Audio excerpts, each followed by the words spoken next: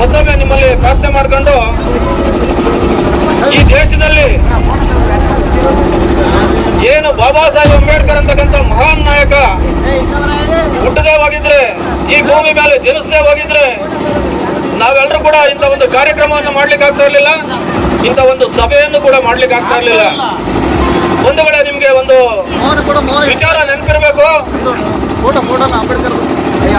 ಸುಮಾರು 3000 ವರ್ಷಗಳ ಹಿಂದೆ ನಾವು ಗುಲಾಮರಾಗಿ ಹಂದಿ, ನಾಯಿ, ಕುರಿ, ಕೋಳಿಗಿಂತಲೂ ಕೂಡ ಹೀನಾಯವಾದಂತ ಬದುಕನ್ನು ನಾವು ಅನುಭವಿಸ್ಕೊಂಡು ಊರಿಂದ ಹೊರಗೆ ಅತ್ಯಂತ ಕಠಿಣಕರವಾದ ಪರಿಸ್ಥಿತಿಯನ್ನ ನಾವು ನೋವನ್ನ, ಸಂಕಟವನ್ನ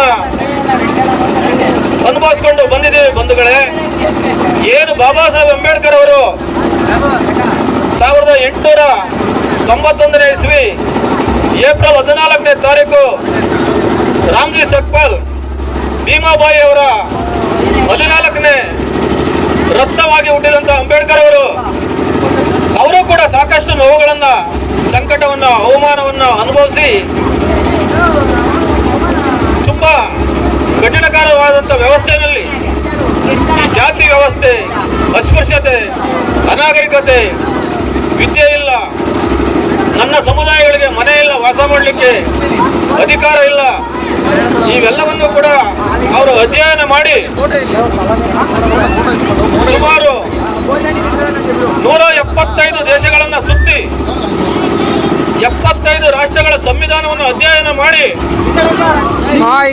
ಈ ಭಾರತ ದೇಶದ ಬೃಹತ್ ಸಂವಿಧಾನವನ್ನು ರಚಿಸಿ ಈ ದಿನ ನಮ್ಮೆಲ್ಲರನ್ನು ಶೋಷಣೆ ಮುಕ್ತರನ್ನಾಗಿ ಮಾಡಿದ್ದಾರೆ ಬಂಧುಗಳೇ. ಅದರಿಂದ ನಾವು ಅವರನ್ನ ಪ್ರತಿ ವರ್ಷವೂ ಕೂಡ ನಾವು ಎಷ್ಟು ಸ್ಮರಿಸಿದ್ರು ನಮಗೆ ಕೊನೆ ಇಲ್ಲ. ಅಂತ ಮಹಾನ್ ನಾಯಕ ಈ ಭಾರತ ದೇಶದಲ್ಲಿ ಹುಟ್ಟದೆ ಹೋಗಿದ್ದಿದ್ರೆ ಇವತ್ತು ನಿಮ್ಮೆಲ್ಲರ ಸ್ಥಿತಿಗತಿಗಳು ಅತ್ಯಂತ ಹೀನವಾಗಿರ್ತಿದ್ವು.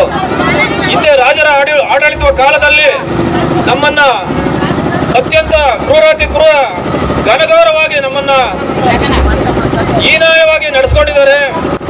ಏನು ಈ ಪ್ರಜಾಪ್ರಭುತ್ವ ವ್ಯವಸ್ಥೆ ಸಂವಿಧಾನ ಬಂತು, ಆ ಸಂವಿಧಾನದಿಂದ ನಾವು ಈಗ ಎಲ್ಲರೂ ಸ್ವತಂತ್ರರಾಗಿದ್ದೀವಿ.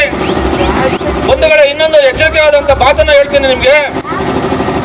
ನಾವು ಈಗ ಬರೀ ಸ್ವತಂತ್ರರಾಗಿದ್ದೀವಿ, ಸ್ವತಂತ್ರರಾದ್ರೆ ಸಾಲದು, ನಾವು ಅತ್ಯಂತ ವಿದ್ಯಾವಂತರಾಗಬೇಕು, ಅತ್ಯಂತ ಉನ್ನತ ಸ್ಥಾನಮಾನಗಳನ್ನು ನಾವು ಗಳಿಸಬೇಕು, ರಾಜಕೀಯ ಅಧಿಕಾರವನ್ನು ಹಿಡಿಬೇಕು. ರಾಜಕೀಯ ಅಧಿಕಾರವನ್ನು ಹಿಡಿಬೇಕಂತಂದ್ರೆ ಬಂಧುಗಳೇ, ನಾವು ಓಟಿನ ಮಹತ್ವವನ್ನು ತಿಳ್ಕೋಬೇಕು. ಬಂಧುಗಳೇ, ನಿಮ್ಗೆಲ್ರಿಗೂ ಗೊತ್ತಿರಬೇಕು, 1932ರ ಹಿಂದಿನ ದಿನಗಳಲ್ಲಿ ನಾವು ಯಾರು ಕೂಡ ಮತವನ್ನು ಚಲಾವಣೆ ಮಾಡಲಿಕ್ಕೆ ನಮಗೆ ಅವಕಾಶ ಇರಲಿಲ್ಲ. ಯಾರು 100 ಎಕರೆ ಭೂಮಿ ಹೊಂದಿರ್ತಾನೆ, ಯಾರು ಸಾವಿರಾರು ರೂಪಾಯಿ ಸರ್ಕಾರಕ್ಕೆ ತೆರಿಗೆ ಕಟ್ತಾನೆ, ಯಾರು ವಿದ್ಯಾವಂತ ಆಗಿರ್ತಾನೆ, ಡಿಗ್ರಿ, ಪದವಿ, MA, BA, B.Ed, BSc ಪದವಿಗಳನ್ನು ಓದಿರ್ತಾನೆ, ಅಂತಹ ಕೇವಲ 430 ಜನಕ್ಕೆ ಮಾತ್ರ ಮತದಾನದ ಹಕ್ಕು ಇತ್ತು ಬಂಧುಗಳೇ ಈ ದೇಶದಲ್ಲಿ. ಬಾಬಾ ಸಾಹೇಬರು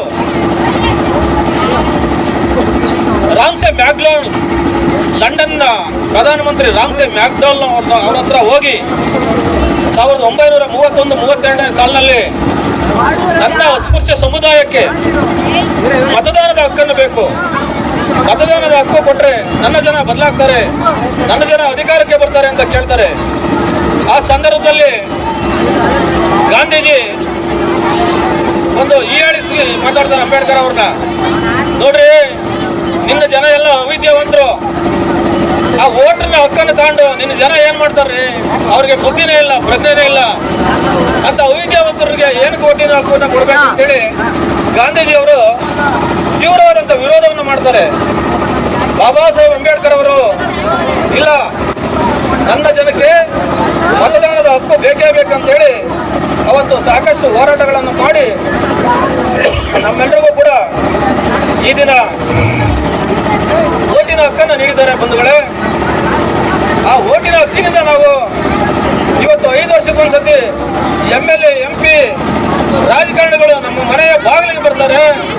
ತಿಮ್ಮಕ್ಕ, ನಿನ್ ಕೈ ಮುಗಿತು ನಮ್ಮ ಓಟ್ ಹಾಕು, ನಿಂಗಪ್ಪ ನಿನ್ ಖಾಲಿ ಬಿಡ್ತೀನಿ ಓಟ್ ಹಾಕಪ್ಪ ಅಂತ ಬರ್ತಾರೆ.